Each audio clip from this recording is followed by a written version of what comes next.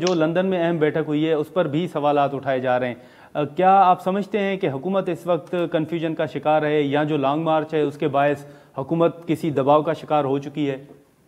देखिए, अगर हुकूमत दबाव का शिकार होती तो इमरान खान 6 महीने से हम्म। सड़कों पे धक्के खा रहा है और वो कह रहा था कि इलेक्शन कराओ और अक्टूबर नवंबर से पहले इलेक्शन कराओ, तो वो नाकामी उसको हो गई। नवंबर से पहले इलेक्शन नहीं हुआ। अब इलेक्शन वक्त पे होगा और अक्टूबर 2023 में होगा, जब ये हुकूमत अपना टेन्योर पूरा। ये तो पहली कामयाबी गवर्नमेंट को मिली एज ए, मैं समझता हूँ उसमें इमरान खान मायूस है। और मुझे ये बताया जाए, जिस तरह आमिर साहब ने कहा कि ये ताकत का सरचश्मा अवाम को समझते हैं।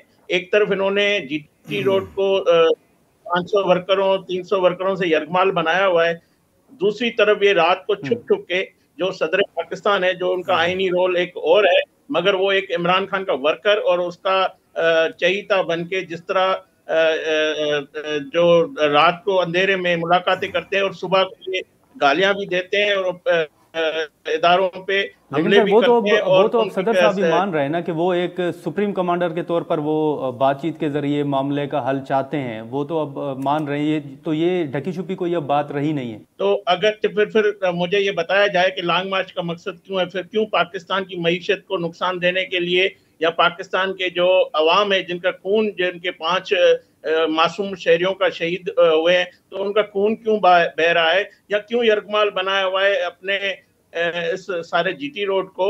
तो ये बताया जाए ना कौम के, इनका हम्म। मकरू चेहरा है। एक तरफ ये बातचीत पीछे दरवाजे के छुप पे करते हैं। मुझे बताएं, कोई भी सियासी जमात आज तक किसी ने इस तरह का खुल के इकरार नहीं किया है कि हमें ये बातचीत करनी है या इस तरह इक़्तिदार लेना है। इमरान खान का मकसद सिर्फ है कि मुझे कुर्सी दो